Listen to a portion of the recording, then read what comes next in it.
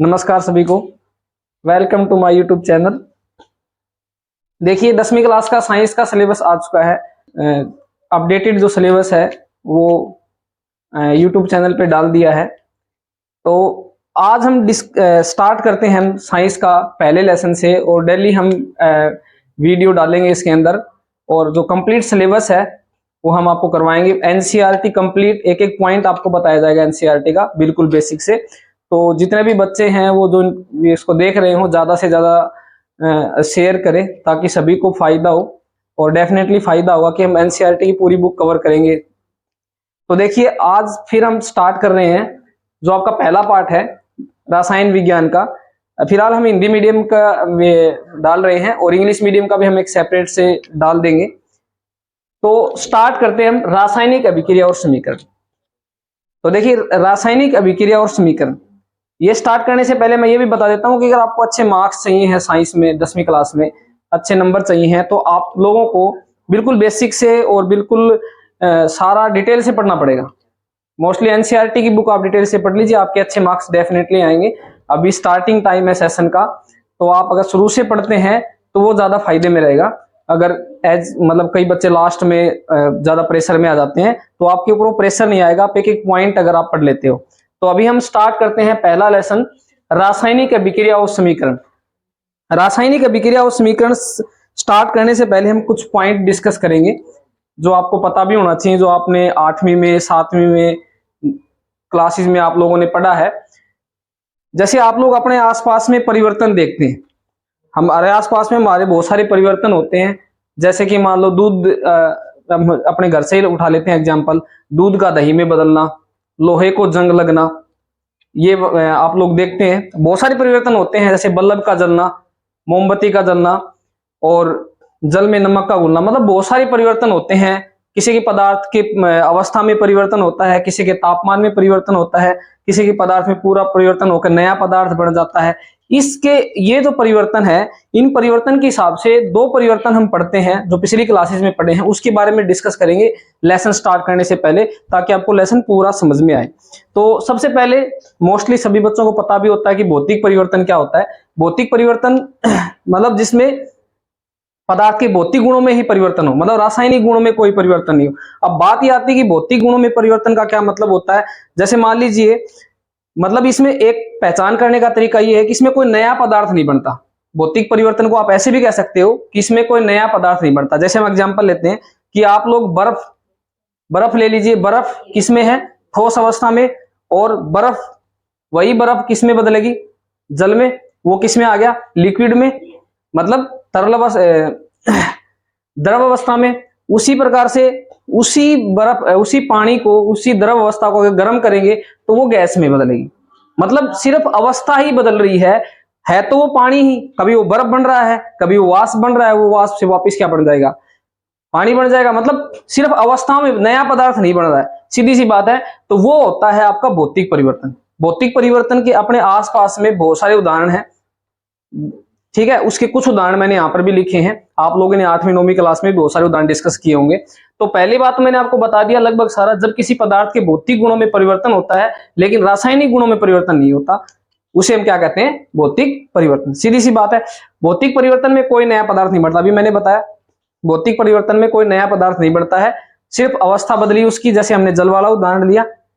उसके बाद में देखिए एक और यह परिवर्तन दोनों दिशाओं में होता है, मतलब इसको उत्क्रमणीय परिवर्तन कहते हैं। एक किस्म से कह सकते हैं जो परिवर्तन वापिस हो जाए। जैसे मान लीजिए आपने बर्फ किस में पड़ गई?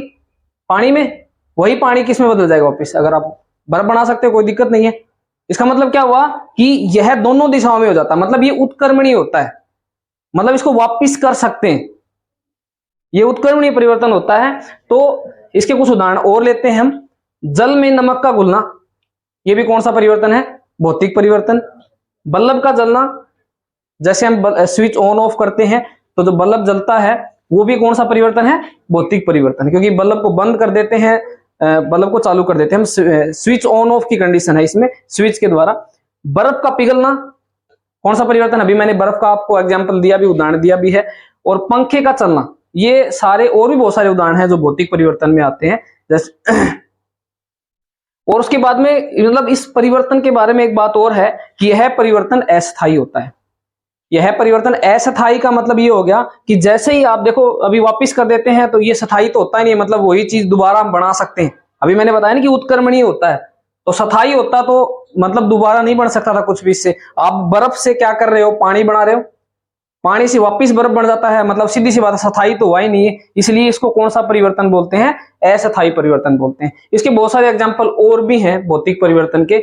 अब हम जस्ट इसके बाद में रासायनिक परिवर्तन डिस्कस करेंगे। तो रासायनिक परिवर्तन में आप लोग को पता ही है कि रासायनिक परिवर्तन जस्ट भौतिक परिवर्तन का रिवर्स ही होगा। ठीक है, जैसे मान लीजिए इसमें क्या है, भौतिक गुणों में परिवर्तन होता है, उसमें किसमें होगा, रासायनिक गुणों में परिवर्तन होगा, और उसमें एक नया पदार्थ बनता है। उसमें क्या बनता है, नया पदार्थ बनता है। और वो अभिक्रिया है हम उत्क्रमणीय नहीं होती, मतलब दोनों दिशाओं में नहीं हो सकती। जैसे मान लीजिए आपको उदाहरण देगा रासायनिक परिवर्तन का, उदाहरण हम देखते हैं, पढ़ते भी आए हैं, दूध का दही में बदलना। तो आप जैसे दूध दही में बदल जाती है, जो प्रोसेस होता है बनने के बाद, दही बनने के बाद, क्या आप उसको वापिस दूध बना सकते हो क्या, नहीं बना सकते ना। इसका मतलब क्या हुआ कि ये परिवर्तन रिवर्स नहीं हो सकता, वापिस उत्क्रमणीय अनुत्क्रमणीय परिवर्तन बोलेंगे हिंदी में इसको। तो मतलब यह दोनों दिशाओं में नहीं होता है, और ये हम अभी डिस्कस करेंगे। तो भौतिक परिवर्तन आई थिंक समझ में आ गया, हम रासायनिक परिवर्तन पढ़ेंगे। देखिए रासायनिक परिवर्तन का मैंने बता भी दिया आपको, अब इसके बारे में डिस्कस भी कर लेते हैं। तो हमने पढ़ा कि रासायनिक परिवर्तन, अभी हमने भौतिक परिवर्तन पढ़ा। तो रासायनिक परिवर्तन क्या होता है, जब किसी पदार्थ के रासायनिक गुणों में परिवर्तन होता है, मतलब एक नया पदार्थ बनता है जिस परिवर्तन में, ठीक है, इसमें एक नया पदार्थ बनता है, उसे हम क्या बोलते हैं, रासायनिक परिवर्तन बोलते हैं। तो रासायनिक परिवर्तन में नया पदार्थ बनता है, मैंने आपको बता दिया था। और इसमें क्या होता है, कैसे पता लगाते हैं, इसकी 5 अवस्थाएं होती हैं, ध्यान रखना, मैंने यहाँ लिखा है। अगर मान लो रंग में परिवर्तन हो जाता है तो रासायनिक परिवर्तन, अवक्षेप का निर्माण, गैस का बनना, गंध परिवर्तन, तापमान परिवर्तन। तो गैस का बनना है, अगर गैस का बनना भी कौन सा परिवर्तन होगा, रासायनिक। अवक्षेप का निर्माण और गंध परिवर्तन, जो हम इसी चैप्टर में पढ़ेंगे, गंध परिवर्तन, जिसको हम विकृत गंधिता वाला पार्ट है, विकृत गंधिता के बारे में पढ़ेंगे। तो जब हम किसी वसायुक्त भोजन को अगर हम खुला छोड़ देते हैं हवा में, तो वो खराब हो जाता है, विकृत हो जाता है, उसकी गंध विकृत हो जाती है, वो रासायनिक परिवर्तन में आता है। तापमान में परिवर्तन हो जाए, अगर आप कोई अभिक्रिया करे उसके तापमान में परिवर्तन हो गया, तो वो भी एक रासायनिक परिवर्तन होता है। तो ये इसकी 5 अवस्थाएं होती हैं। तो इसका एग्जाम्पल हम अपने आसपास में हम देख सकते हैं, जैसे कि लोहे को जंग लगना। लोहे को जंग लगना रासायनिक परिवर्तन का उदाहरण है। लोहे को जंग लग जाती है, और लोहे को जंग लगने का सूत्र हम आगे भी पढ़ेंगे, Fe2O3 XH2O। कई बार एग्जाम में पूछ लिया जाता है कि लोहे के जंग का रासायनिक सूत्र क्या है, Fe2O3 XH2O। भोजन का पचना, भोजन हमारा पचता है, वो भी एक रासायनिक अभिक्रिया होती है, ये भी हम पढ़ेंगे पूरा डिटेल से। दूध का दही में बदलना, मैंने भी जैसे उदाहरण आपको बताया था कि जब दूध दही में बदलता है तो एक प्रोसेस होता है, एक प्रक्रिया होती है, और इसमें लैक्टिक अम्ल बनता है, तो ये एक रासायनिक परिवर्तन होता है। श्वसन, ये भी एक रासायनिक परिवर्तन है, ये हम इसी चैप्टर में पढ़ेंगे। भोजन को पकाना, ये भी एक रासायनिक परिवर्तन है। लकड़ी से राख का बनना, ये भी एक रासायनिक परिवर्तन है। तो रासायनिक परिवर्तन के आपको बहुत सारे उदाहरण मिलेंगे। और मैंने अभी बताया था कि रासायनिक परिवर्तन जिसको हम, जैसे भौतिक परिवर्तन क्या था कि हम दोनों दिशाओं में कर सकते हैं, मतलब उत्क्रमणीय होता है, उसको रिवर्स कर सकते हैं। ये उत्क्रमणीय नहीं होता। जैसे मैंने अभी थोड़ी देर पहले भी बताया आपको कि दूध को हम दही में तो बदल सकते हैं, लेकिन वो दही वापिस दूध में नहीं बदल सकता, क्योंकि दोनों की प्रॉपर्टी अलग अलग हो जाती है, क्योंकि इसमें लैक्टिक अम्ल आ जाता है दही में। दही में कौन सा अम्ल होता है, लैक्टिक अम्ल होता है। ये भी एक इंपॉर्टेंट पॉइंट है, ये भी हम डिस्कस करेंगे पूरा इस साइंस वाले पार्ट में। तो ये वाला बेसिक था, इसको हमने लिखा। और यह परिवर्तन स्थायी होता है, मतलब ये नहीं कि स्थायी का मतलब समझ गए आप लोग कि स्थायी का मतलब ये है कि अगर दूध दही में बदल गई तो वापिस हम दही को दूध में नहीं बदल सकते, बात वही है। स्थायी है इसका मतलब दही बन गई दूध की, आप उसको चेंज नहीं कर सकते अब दूध में। तो ये हमारे पास एग्जाम्पल, ये हमने रासायनिक परिवर्तन पढ़ा। अब हम आते हैं अपने मेन टॉपिक के ऊपर कि रासायनिक अभिक्रिया और समीकरण क्या होती हैं। देखिए हमने भौतिक परिवर्तन, रासायनिक परिवर्तन पढ़ लिया।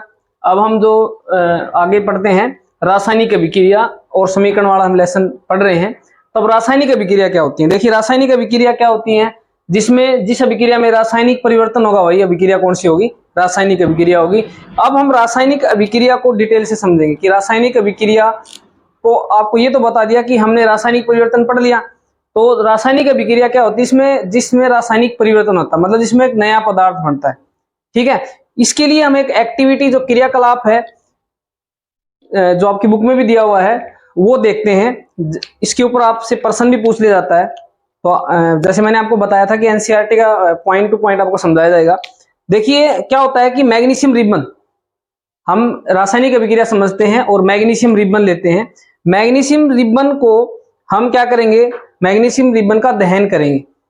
जब हम प्रयोग करते हैं प्रयोगशाला में, तो जब मैग्नीशियम रिबन का दहन होता है तो उसमें सबसे पहले क्या किया जाता है, दहन करने से पहले रेगमार से उसको रगड़ा जाता है, साफ किया जाता है, रगड़ कर साफ किया जाता है।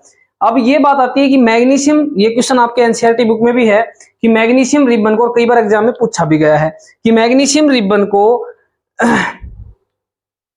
जलाने से पहले साफ क्यों किया जाता है, दहन करने से पहले साफ क्यों किया जाता है, इसके बारे में पहले हम ये पढ़ते हैं। क्योंकि मैंने आपको बताया हम क्रियाकलाप कर रहे हैं मैग्नीशियम रिबन का, हम दहन का एक क्रियाकलाप करते हैं, एक्सपेरिमेंट करते हैं लैब में।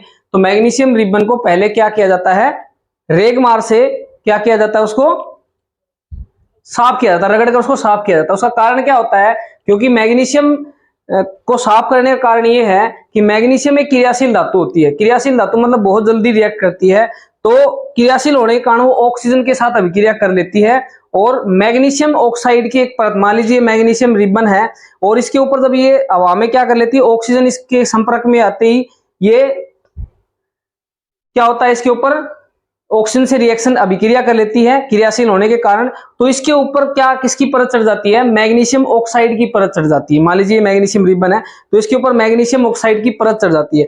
अब जब आपको जलाने जाते हैं मैग्नीशियम रिबन को, तो उसको जलाने से पहले इसलिए इसको साफ किया जाता है ताकि ये जो ऑक्साइड वाली परत है ये हट जाए और हम पूरी तरह से मैग्नीशियम रिबन को जला दें। तो पहला पॉइंट तो समझ में आ गया कि मैग्नीशियम रिबन को वायु में दहन करने से पहले हम उसको साफ क्यों करते हैं।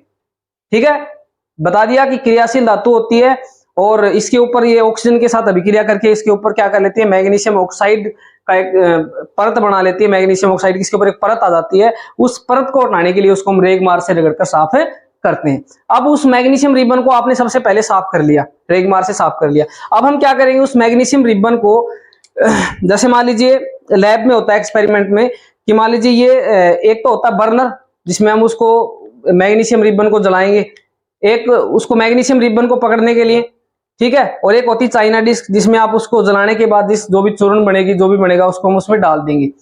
तो मैग्नीशियम रिबन को जलाने, जब हम जलाते हैं तो जो जलाते हैं बर्नर से, तो उसका फेस अपनी तरफ नहीं होना चाहिए। उस एक्टिविटी जब एक्सपेरिमेंट करोगे, आप लोग प्रयोग करते हो लैब में, तो वहां पर ही बताया जाता है कि क्योंकि कई बार क्या होता है कि फेस की तरफ होता है तो आंखों में गिर सकता है। तो फेस, और दूसरी चीज क्या है कि जब उसको जलाते हैं तो क्या होता है, हमने मैग्नीशियम रिबन को रेगमार से रगड़कर साफ कर लिया, तो जलाने के बाद जो क्रियाकलाप करने के बाद, एक्सपेरिमेंट करने के बाद क्या हुआ कि जब हम उसका दहन करते हैं तो क्या होता है कि चमकदार श्वेत लोह के साथ मैग्नीशियम, जैसे मैंने बताया ना, श्वेत लोह के साथ मैग्नीशियम रिबन का दहन होता है। मतलब जो लोह का जो कलर होता है वो श्वेत होता है, जो रंग होता है श्वेत होता है, और मैग्नीशियम रिबन का दहन होता है और किसमें परिवर्तित होती है, सफेद चूर्ण में, श्वेत चूर्ण में परिवर्तित हो जाती है। और यह चूर्ण जो है ये किसकी चूर्ण है, मैग्नीशियम ऑक्साइड की। ठीक है, मतलब ये हमने रासायनिक अभिक्रिया का एक उदाहरण देख लिया, एक एक्टिविटी के माध्यम से, एक्सपेरिमेंट के माध्यम से। मतलब हमने देखा कि जब मैग्नीशियम रिबन को हम जला रहे हैं तो मैग्नीशियम ऑक्साइड बन गया। ठीक है, और जब हम दहन करते हैं तो किसकी उपस्थिति में दहन होता है, ये आप लोगों को पता है, ऑक्सीजन की उपस्थिति में दहन होता है। तो इसका मतलब ये है कि मैग्नीशियम और ऑक्सीजन के बीच में, यानी मैग्नीशियम और वायु के बीच में अभिक्रिया हुई और उसने क्या बना दिया, मैग्नीशियम ऑक्साइड बना दिया। तो ये एक रासायनिक अभिक्रिया का उदाहरण है, और भी बहुत सारे उदाहरण मिल जाते हैं आपको।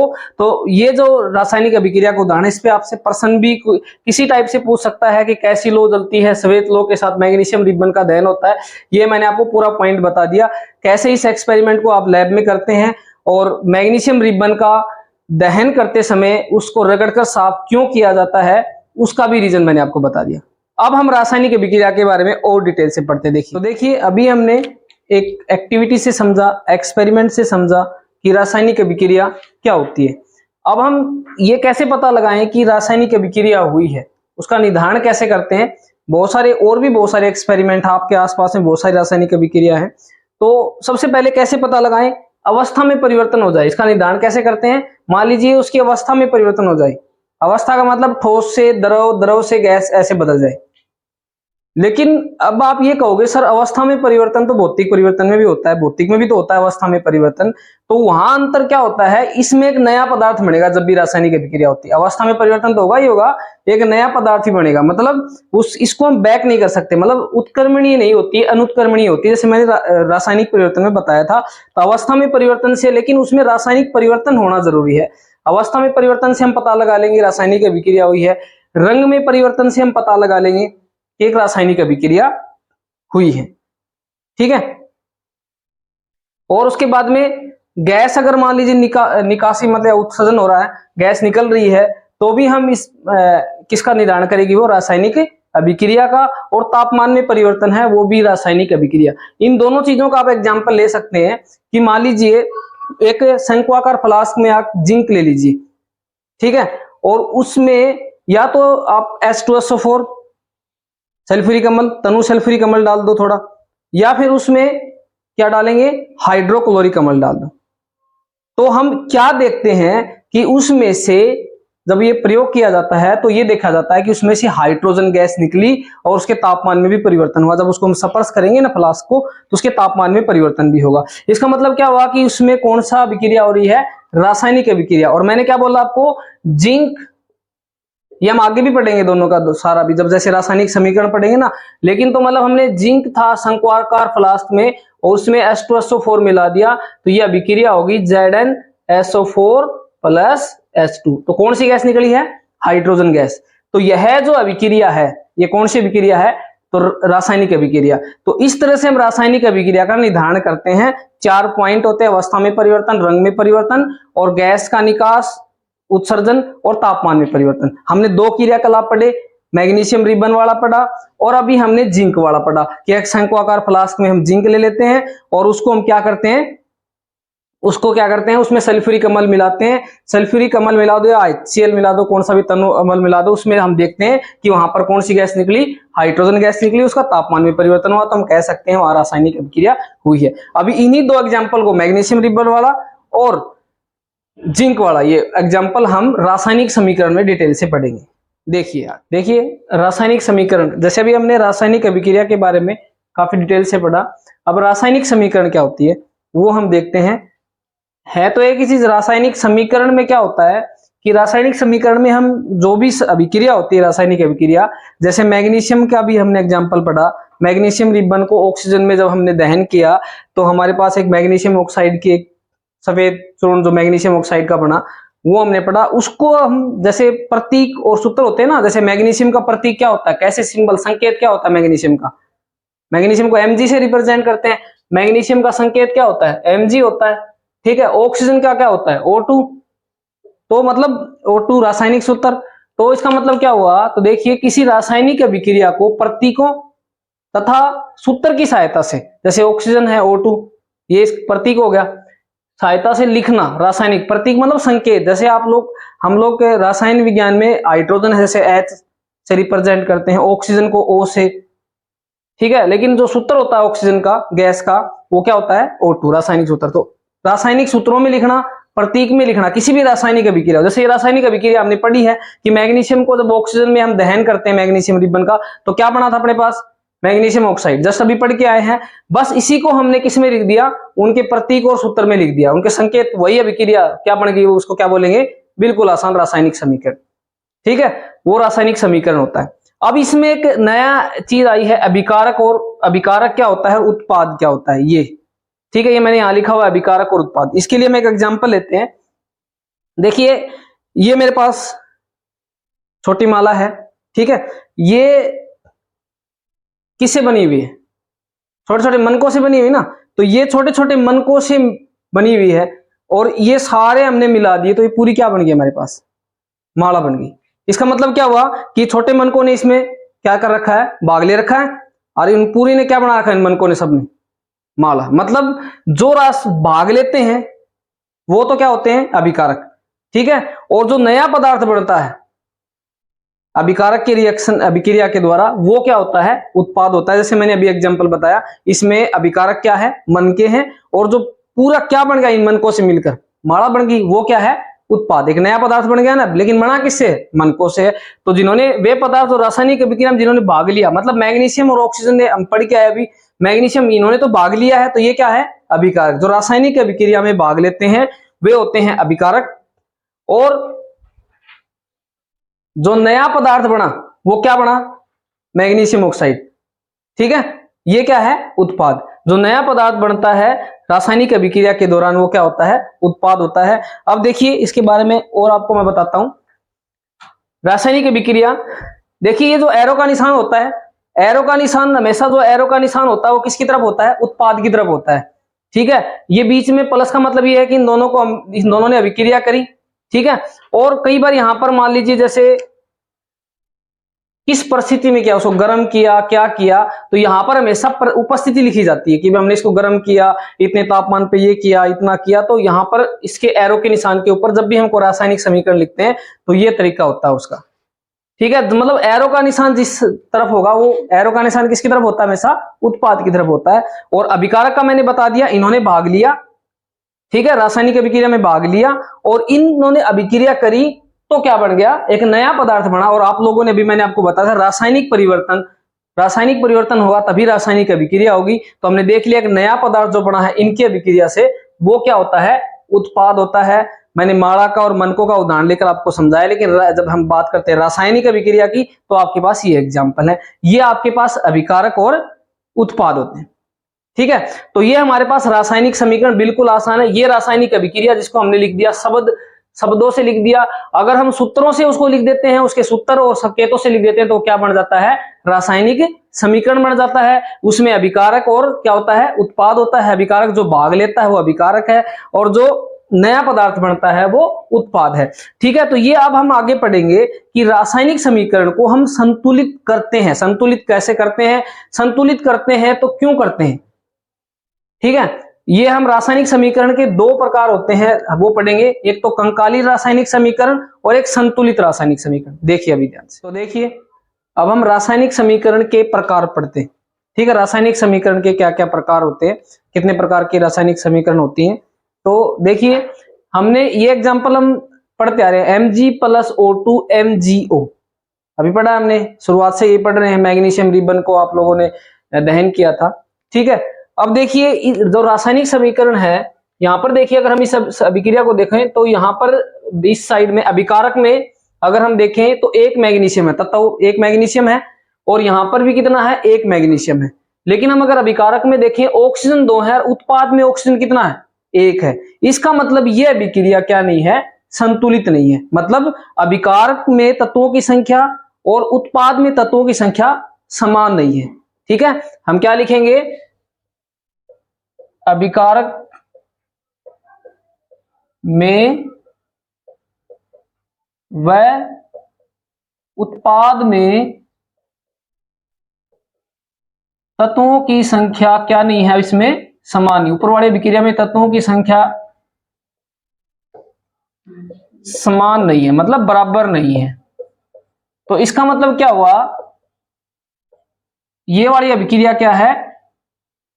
यह अभिक्रिया कौन सी अभिक्रिया है? असंतुलित। मतलब क्या नहीं है? यह अभिक्रिया असंतुलित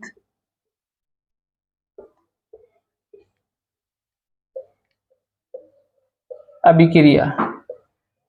और जो असंतुलित अभिक्रिया होती है उसे हम कौन सी अभिक्रिया बोलते हैं?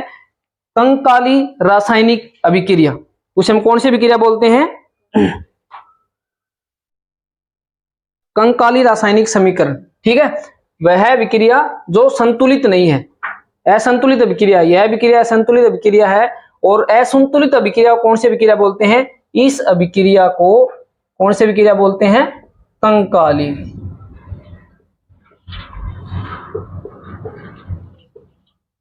कंकाली रासायनिक समीकरण बोलते हैं। रासायनिक समीकरण।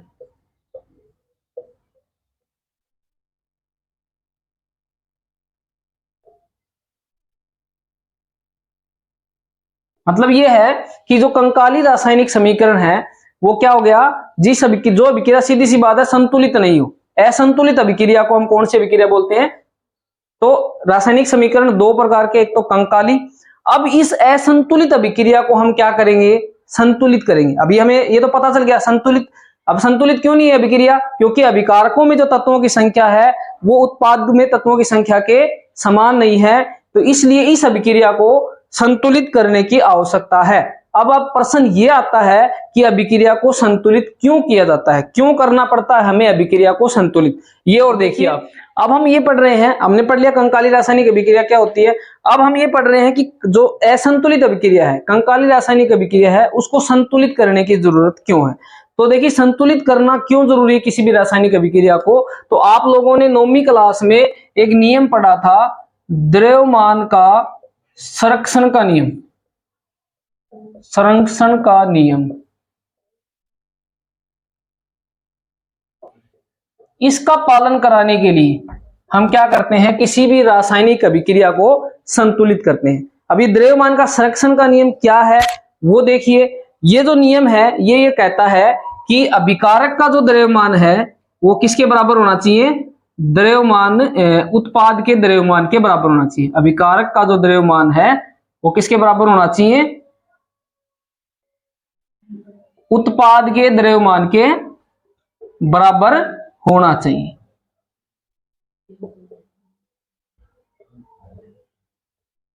ठीक है, मतलब ये कहता है कि अभिकारक का द्रव्यमान और उत्पाद का द्रव्यमान क्या होना चाहिए, बराबर होना चाहिए। अब आपसे प्रश्न ये पूछ लिया जाए कि हम रासायनिक अभिक्रिया को संतुलित क्यों करते हैं, तो आप लोगों का आंसर ये होगा कि क्योंकि द्रव्यमान का संरक्षण का नियम जो है उसका पालन कराने के लिए हम क्या करते हैं, किसी भी रासायनिक अभिक्रिया को संतुलित करते हैं। बात ये आती है कि द्रव्यमान का संरक्षण का नियम होता क्या है, ये आप लोगों ने 9th क्लास में पढ़ा है, मैंने बता भी दिया कि इसमें एक परिभाषा ये भी होती है कि द्रव्यमान को हम न तो नष्ट कर सकते हैं न बढ़ा सकते हैं। तो या फिर ये वाला जो एग्जैक्ट ये है कि जो अभिकारक का जो द्रव्यमान होगा वो उत्पाद के द्रव्यमान का बराबर होना चाहिए। इसलिए किसी भी रासायनिक अभिक्रिया को क्या किया जाता है, संतुलित किया जाता है। अभी जो मैंने लिखी हुई है ये रासायनिक अभिक्रिया संतुलित नहीं है, ये वाली अभिक्रिया क्या कहलाएगी, कंकाली रासायनिक अभिक्रिया। अब बात करते हैं कंकाली रासायनिक अभिक्रिया। ठीक है, अभी हम इसी में देख लेते हैं। आप लोगों को तो पता है कि मैग्नीशियम का जो द्रव्यमान होता है वो 24 होता है, ऑक्सीजन का कितना होता है 32, और यहां पर इसका कितना होता है 24, लेकिन एक ऑक्सीजन का कितना होगा 16, मतलब इसका होगा 40। मतलब इस साइड में तो कितना है 56 ग्राम, इस साइड में अगर द्रव्यमान देखें तो कितना है 56 ग्राम, और इस साइड में द्रव्यमान देखें तो इसमें कितना है 40 ग्राम। इसका मतलब ये ऊर्जा के संरक्षण के नियम के अनुसार अभिक्रिया नहीं है, ये मतलब ऊर्जा के संरक्षण के नियम का पालन नहीं कर रही ना ये।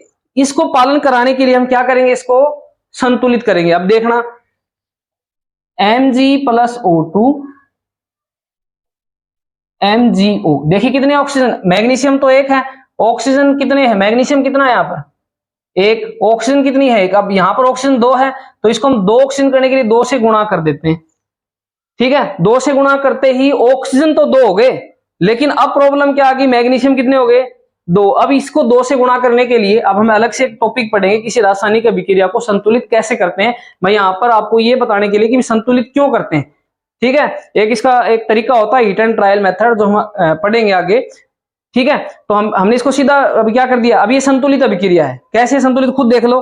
संतुलित का मैंने क्या मतलब बताया था, कैसे पहचान करते हैं कि अभिकारक में तत्वों की संख्या और उत्पाद में तत्वों की संख्या क्या होनी चाहिए, बराबर। अभी देखो मैग्नीशियम कितने हैं 2, ऑक्सीजन कितने हैं 2, इस अभिकारक में ऑक्सीजन 2 है, मैग्नीशियम 2। यहां पर आ जाओ, यहां पर मैग्नीशियम कितने हैं 2 और ऑक्सीजन भी कितने हैं 2। इसका मतलब ये संतुलित होगी ना, बराबर है दोनों तरफ। इसका मतलब यह अभिक्रिया कौन सी अभिक्रिया है, संतुलित रासायनिक अभिक्रिया। अगली जो अभिक्रिया होगी कौन सी अभिक्रिया होगी, संतुलित रासायनिक अभिक्रिया। ये वाली जो अभिक्रिया है वो है संतुलित रासायनिक अभिक्रिया।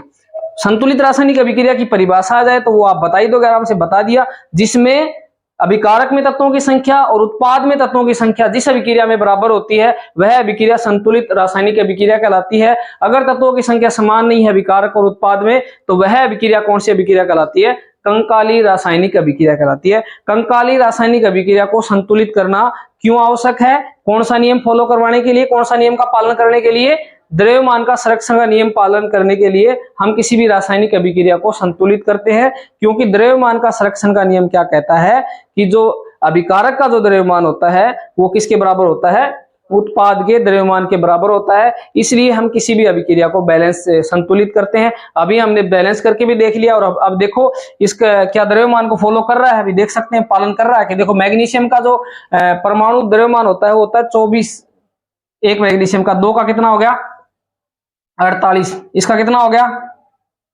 32, ठीक है। यहां पर देखिए मैग्नीशियम का कितना है 24, ये प्लस 16, ये आप लोगों ने 9वीं क्लास में पढ़ा हुआ है कि कैसे निकालते द्रव्यमान, और 2 से गुणा और कर देते हैं इसको, तो देखिए 24 प्लस 40 कितना हो गया 80, 80 दूनी sorry 24 plus 40, sorry 24 plus 40, 24 plus 16 कितना हो गया 40, और 40 दूनी कितना हो गया 80, और 48 और 32 ये कितना हो गया 80। मतलब दोनों तरफ द्रव्यमान क्या आ गए, अभिकारक का द्रव्यमान और ये द्रव्यमान दोनों बराबर आ गए ना। इसका मतलब ये कौन सी क्या होगी अभिक्रिया, संतुलित होगी। इसलिए किसी भी रासायनिक अभिक्रिया को क्या किया जाता है, संतुलित किया जाता है।